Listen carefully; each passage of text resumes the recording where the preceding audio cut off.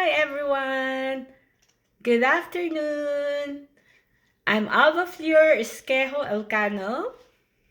That's me, the third niece of our beloved birthday celebrant. Although I'm here in Edmonton, Canada, I want to join you all in celebrating a truly remarkable woman, our dear Tichi, who turned 80 years young last November 13, 2025.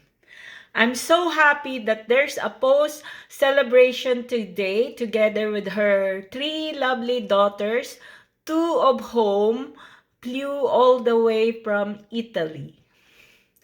Yes, 80 years young because not only does she have more energy than many of us, but her intelligence is even sharper than some of us here.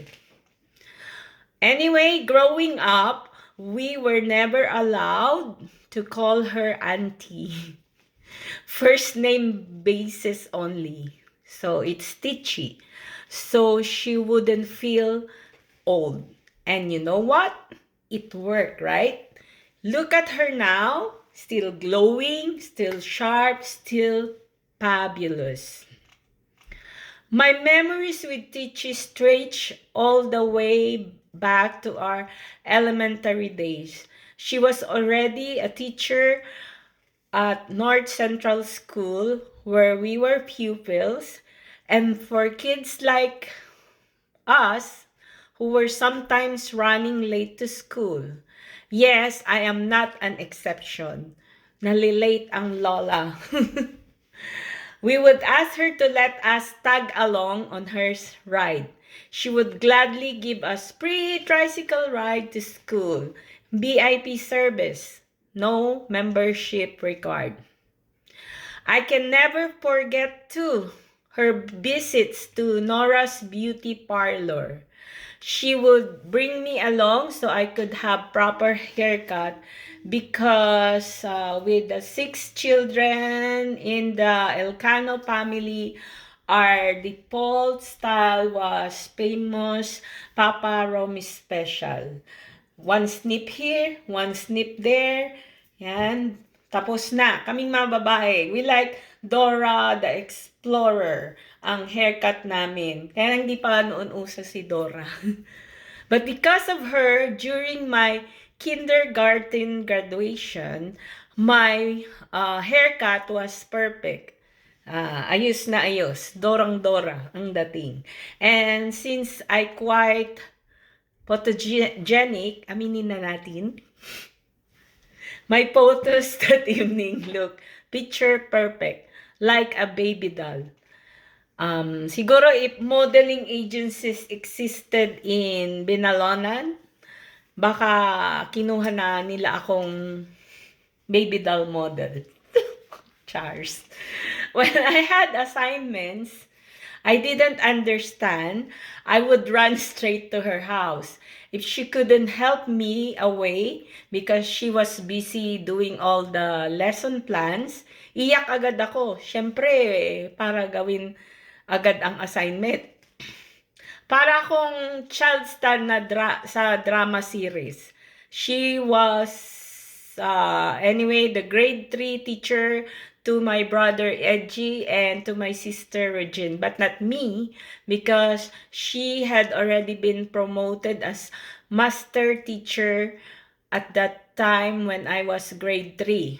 But later on, she became my grade 6 science teacher.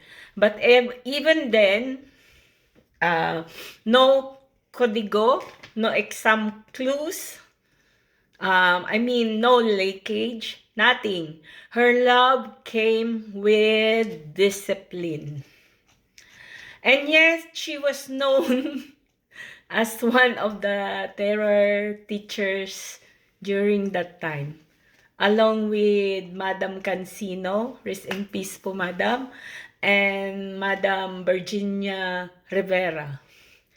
But behind their reputation, or her reputation, was a heart that cared deeply for every student, and that includes me.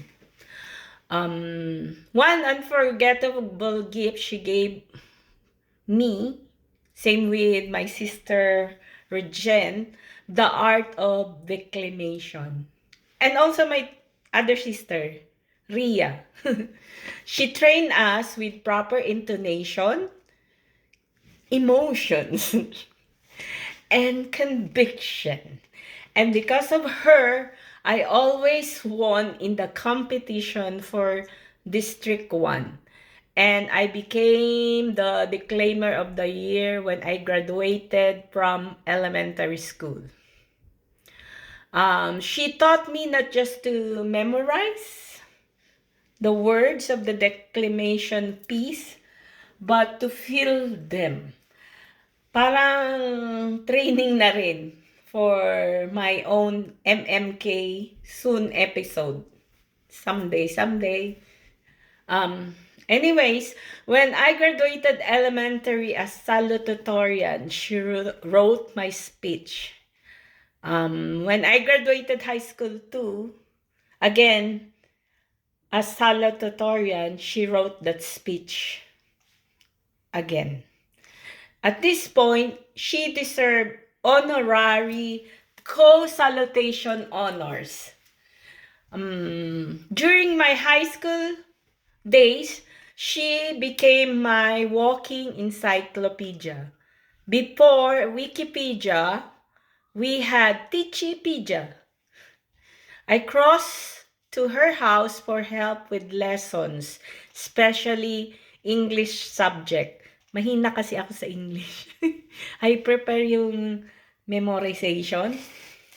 Also, when I needed extra allowance, she always had a creative solution. Alba, maglaba ka muna ng lampin. Magplansya ka ng baby clothes ni Gigi during my elementary days. Kay Jaja during my high school days, at Lab Ata during college days. She taught me the value of earning, not just receiving, no allowance without labor, very character building ba. Tichi was like a second mother to me and also to my siblings. She helped shape our education and our minds, while my mom, Norma, her older sister, made sure we had food, discipline, and the life skills we needed.